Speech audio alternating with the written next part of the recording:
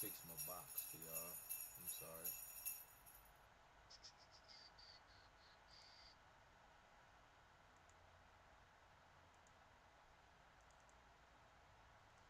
Welcome, welcome. This is just the pre-show. I'm just getting ready. Excuse me. I ain't doing too much but a workout real quick.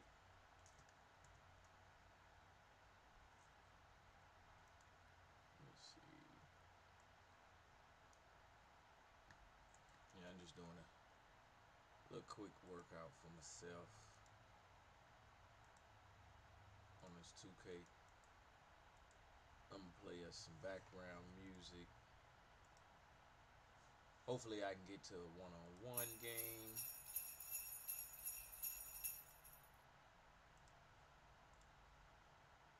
There you go. What's out? I know I look a little scruffy. Y'all just chill with me. So put my hat on.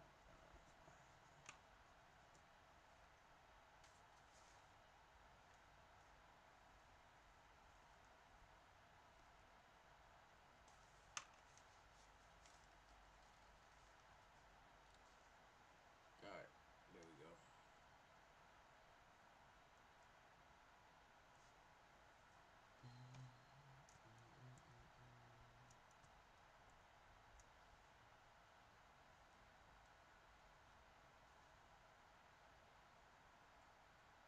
Like I said, this is just a pre-show. Hope everybody had a happy Thanksgiving. Hope everybody is getting back, that had to go back into work. Those of us that had to come back in here to work is getting to work. I've been watching a few things on Gaia.com. It's the people, you'll see the commercials come up as we watch some of the videos on Expansion Pack. And it's just a website where they got a lot of good documentaries, movies, for a lot of the information that you might wanna know. My big thing right now is biology. Like, I gotta look at the biology right now, and it's something that's fascinating me, because I never looked at biology. It's something that I purposely stayed away from, and so now that I'm taking my experiences that I'm having and linking it with the biology of myself, like what I'm made of, what different things do, I'm like, all right, this makes perfect sense. This is where I should be at this time. So yeah. How about y'all? If you out there, you know what I'm saying. This is what the pre-show is for. You know, just for us to sit, chat, have a little conversation. Let me focus on this real quick.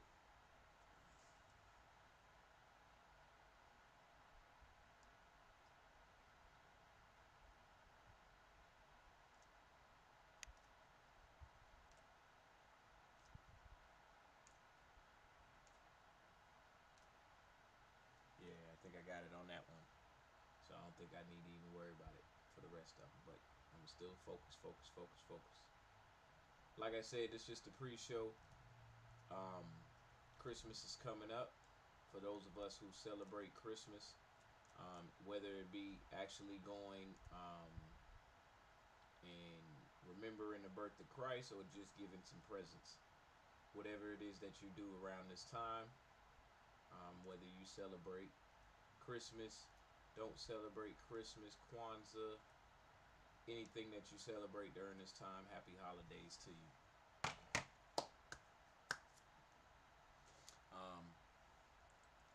For me, I'm gonna be giving my kids some gifts. I'm gonna ask them about 3 gifts. So all you can get, 3 gifts. Hold on.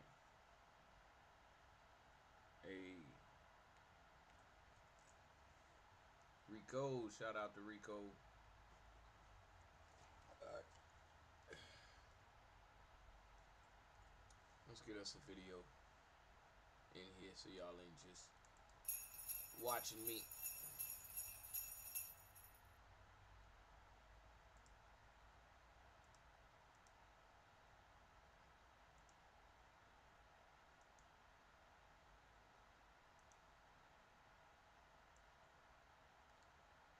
Baby, this is not for life.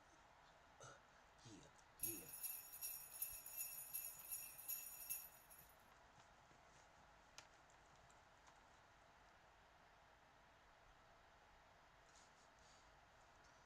Alright.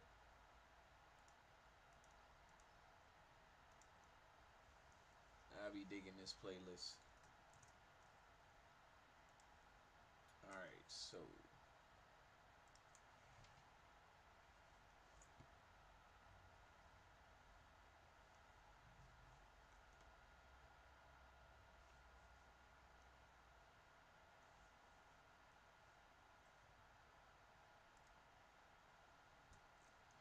alright. How to start the week.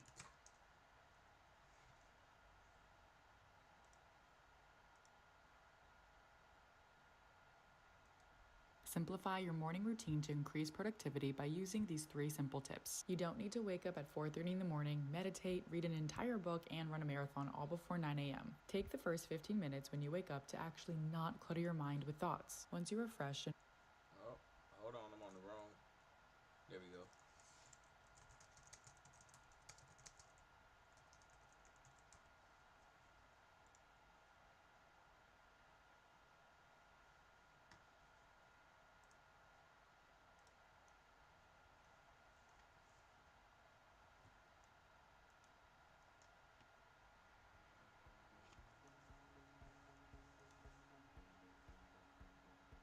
So my Sundays usually start off with musical rehearsal, and then as soon as I get home, I say hi to my dog, of course, she's always a warm, fluffy friend to greet, and head to my room and just exhale, man.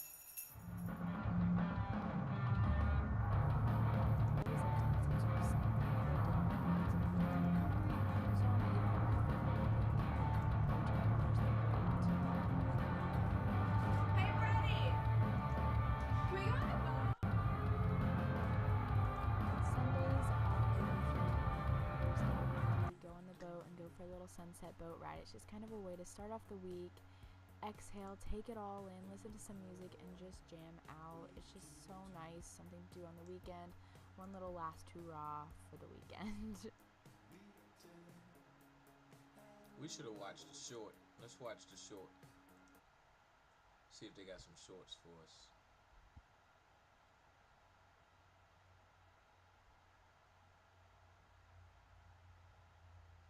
Well, I guess not.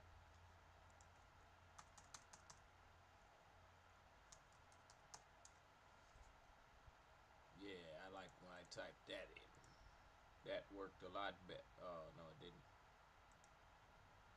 Alright, here we go. Simplify your morning routine to increase productivity by using these 3 simple tips. Y'all. You don't need to wake up at 4:30 in the morning, meditate, read an entire book, and run a marathon all before 9 a.m. Take the first 15 minutes when you wake up to actually not clutter your mind with thoughts. Once you're refreshed and ready and awake, set aside time to write down your goals for the day. When you have a roadmap, it makes getting through your to-do list a lot easier. Lastly, prep your breakfast. No, you don't need to fully cook it before, but also too many people skip it. Prep the ingredients so you have fuel to tackle your day and you don't use tiredness as an excuse to skip an important meal. Simplify your morning routine to increase productivity by using these 3 simple tips. You don't need to wake up at 4:30 in the morning, meditate, read an entire book, and run a marathon all before 9 a.m. Take the first 15 minutes when you wake up to actually not clutter your mind with thoughts. Once you're refreshed and ready and awake, set aside time to write down your goals for the day. When you have a roadmap, it makes getting through your to-do list a lot easier. Lastly, prep your breakfast. No, you don't need to fully cook it before, but also too many people skip it. Prep the ingredients so you have fuel to tackle your day and you don't use tiredness as as an excuse to skip an important meal.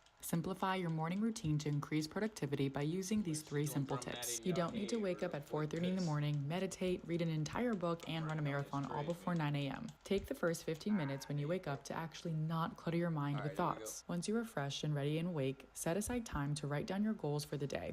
How much is it for the food? $14.99. Could you make me 10 orders? 10 orders? 10? Like 10 boxes to go? Yeah. Okay, sure. Thank you. All right, we got the 10 meals? I have your 10 meals all ready for you. All right. How much do you say per meal? The total is $162, $14.99 per meal. 162, so 2, and then... You want can- change? No, you can keep the change. Oh, wow. What up, man? I go by the name Be Different, man. I'm an artist, and I like what you do, bro. Oh, that's what's up? So I wanna, you know what I'm saying? I wanna help you a little bit. Not with that. I wanna help you a little bit, bro. What is this, bro? I mean, like, can y'all hug each other? Can y'all act like y'all love each other? Hurry up and go. I'm trying to go to school too. Come on. Oh, put it down! Samaj, Ma'am, what are you doing? wash the dishes. I just taking a picture of me. I'm not taking a picture of you, but you making a mess. You got water everywhere. You got shoes on though? I got shoes on though. What that mean? So, go there and clean up. I know, look, there's a black one. Black one. Black and white one. Why are you drinking Pedialyte? Hurry up and go. But you making a mess. I got shoes on though. What that mean? So, go there. Though. Go there and clean up. I know, look, there's a black one. Black one. Black and white one. Why? Black one. No, look, there's a black one. Black one. Black and white one. Why are you drinking Pedialyte, bro? I need it. But when you What? got your eyes. Some. I'm gonna ask you again. Bruh. Did you? Why are you drinking Pedialyte, bro? I need it. But when you was both your eyes. Some. I'm gonna ask you again. Did you get this from Chad? No. Then where'd you get it?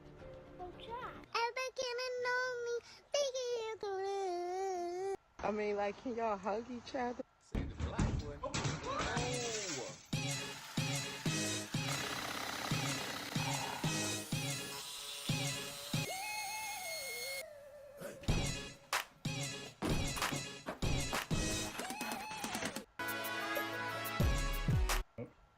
Stop it. Oh my god. Oh my gosh. This is so cool.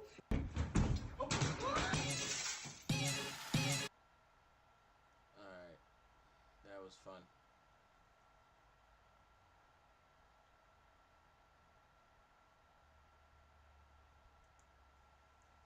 Attention all internet users. Stop seeing ads for free when you can get paid to see them. Do you know how much of the content you see on... Hey Psych2Goers, welcome back to a new video. Have you ever had those days when the only thing you feel like doing is to just lie in bed and sleep? Pretty sure we've all had our fair share of horrible days where you come home exhausted mentally, physically, and emotionally. Sometimes the day has barely started and you know it's already gonna be one of those days. You may feel irritable and overly sensitive, or maybe you're holding back tears or have had to run to the bathroom to cry. It's okay. We've all experienced bad days. So with that said, here are 5 things to remember if you're having a tough day. Number 1, tough days are inevitable. Sometimes we tend to catastrophize bad experiences. In this mindset, it's easy to forget that a bad moment can be an opportunity to learn. Consider bad days as beta tests for future bad days. With bad day experiences under your belt, you'll be able to handle the ones that lay ahead. Life will always bring problems and tough days, regardless of how long they last. 'Cause sometimes a bad day can become a bad week. But remember that it's not forever. Life's a roller coaster. It has ups and downs. It never remains stagnant, no matter how much you believe it does. Just try to enjoy the ride. Number 2, it's okay to take breaks and ask for help. Bad days can make you want to hold on to control and take on the world. Holding on to control makes us feel secure. But when you're having a bad day, it's okay to take breaks and ask for help. You don't need to shoulder all of the burdens. Please reach out to someone you trust for help, whether it's a close family member, a friend, or a therapist. Number 3, believe in yourself and pace yourself. Tough days can wear you down. At their worst, bad days can make you feel less confident in your capabilities. The best remedy is self-belief, and practice makes perfect. Despite what you're facing, you are still strong and capable. So believe in yourself and forge ahead. Number 4, focus on what you can control. A sudden crisis can cause a bad day or make it worse. In those moments, focus on what you can control. Do not try to take on more tasks than you can handle. And number 5, tomorrow offers a fresh start. The greatest comfort for a bad day is the promise that tomorrow brings. Tomorrow's a new day and an opportunity to renew your strength and take on your challenges. So don't be discouraged when you have a bad day. Take care of yourself and go forth believing in tomorrow. Have any of these tips helped you when you were having a bad day? Let us know in the comments, and please share this video with your friends. As always, the references and studies are shown in the description below.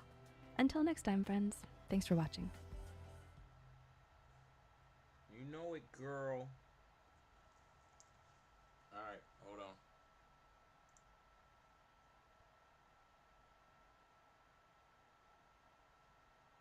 Hey, anybody starting this? Burnout. We all experience it at some point. It's so important to me that I've actually been working on it in therapy. In fact, with the help of BetterHelp. So today we're going to be talking about your first week in a professional job. Stay with me as I lay out 5 tips designed to be used during that first week to help you lift your career right from the very start. Hey, boy. We about to get started here in 15 minutes, y'all. Go over to the real show. Hi, my name is Raf. Welcome to Riser. My mission here is to help you go further faster in your career, sharing the tips I had to learn the hard way, having come up from packing boxes on a factory floor through to a successful executive career. We've got new content for you each week, so hit the subscribe button to make sure that you don't miss anything. Well, there's really no such thing as a typical first week at work, and that's because there's just a range of variables that are going to determine the specific situation that you're going to find yourself in, from the industry to the location, the company culture, the type of role, the person you're working for, and so on and so forth. What we do know is it often doesn't go well. The polling company Gallup reports that 88% of employees say their employer did a poor job with onboarding, and up to 1 in 5 employees leave their new job within 45 days, according to the Human Capital Institute. So the question is, what can we do during our first week, at a time when we're setting our foundations at work, and how can we improve our odds for success? One thing we can definitely do that's going to help us massively is to prepare properly. In fact, we recently ran a straw poll online to ask how well people thought they prepared for their first week at work, and here are the results. About 60% admitted they prepared badly or didn't prepare at all, and less than 1 in 10 thought they were well prepared. As for me, personally, I didn't prepare at all for my first few roles. I just didn't know that I needed to do anything, and even if I did, I wouldn't have known where to begin. But by following the 5 steps I'm about to give you, you'll have the head start that I never had, because I'm going to give you the advice I'd give to myself if I could go back in time. Now, everything is time coded below, so if you want to skip to a particular section, go for it. But if you're new to all of this, I strongly suggest that you do invest the next 10 minutes stepping through all of the tips with me. And by the way, this video is actually part of a series all about starting a new job. So when you finish watching this one, you can also check those ones out using the links below. Tip number 1 is to write everything down. If you watched part 1 in this series, you'll remember that I said you should carry your notepad and your pen with you wherever you go and make lots and lots of notes, because you're going to be meeting lots of people and tons of new information is going to be thrown at you, no matter what role you're in. There's no way you're going to remember everything. And also, having something that you can refer back to later is going to help orient you in your new workplace. Pay special attention to rules, regulations, and policies, and anything else that could get you or your company into trouble. And obviously, anything else that seems to be important. And remember to write down any unanswered questions that you might have, so that you can get answers to them later. And if you start to spot things that you think could be done better or differently, make a note of those as well, and include any ideas that you might have to improve them. And always write down actions that you need to take so that you can follow up on those ones later. And as I mentioned in part 1, I mark up my notes with different symbols next to really important things, questions, ideas, and actions so that I can reference those later on. Doing this saves me a heap of time and frustration. You don't have to do exactly what I do, of course, but I do recommend you find some way of categorizing your notes as you're making them to help improve your productivity. In part 1, I also talked about making a little glossary for yourself because there's going to be a whole new language of acronyms, special terms, maybe even new words. So the glossary is going to help you understand and use this new language. Tip number 2, stay close with your manager. This is a big one, so we're going to spend just a little bit of time here. In a recent study by LinkedIn, 72% of employees said that one-on-one time with their manager was the most important part of their onboarding. And in another study of more than 350 organizations, 57% said their managers just don't have the time to support onboarding properly. It's a massive problem. But here's what you can do about it. The best way to make sure that you can stay close with your manager is to get them to lock away some of that one-on-one time in their diaries as soon as you can. So, as soon as you can, ask your manager for regular catch-ups during your first week. Just let them know that you want to make sure that you're on track, focusing on the right things, progressing well, and that you'd like to be able to ask questions as they come up. So ask if they can set aside 20 or 30 minutes each day during your first week. And when you put it like that, it's a very reasonable request, and most managers are just not going to have a problem with this at all. Now, obviously, for a variety of reasons, there's a chance this might not happen exactly as planned, so you might have to settle for whatever you can get. As soon as they agree to this, then clarify who's going to be sending the invites out, and also what the agenda is going to be looking like. Yes, you need an agenda. Now, as far as the agenda goes, I suggest you include 3 items at a minimum. These are very simply, number 1, your calendar for the week, number 2, what you've been working on, number 3, what you'll be working on next.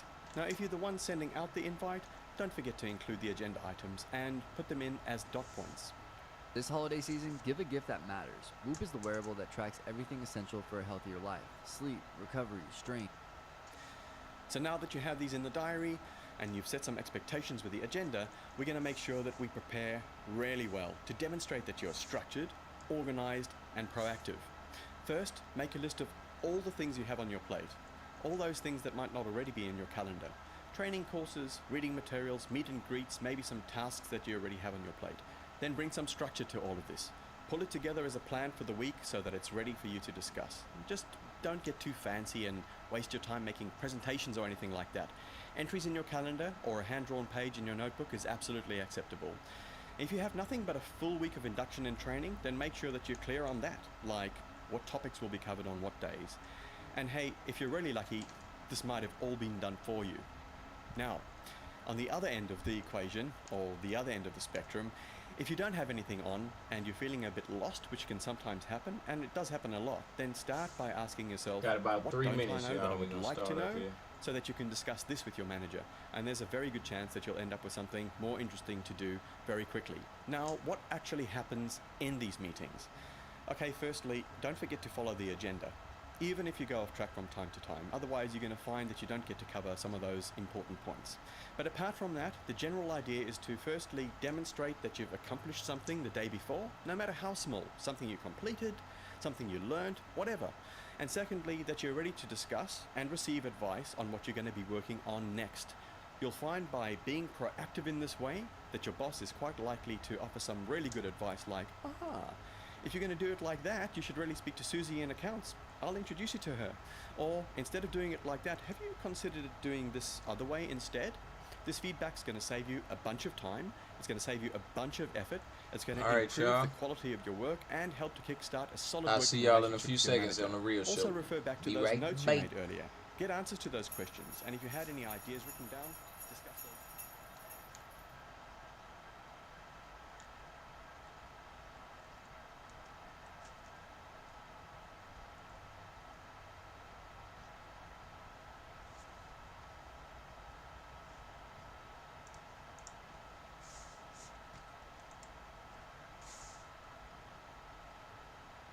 Is that number 10?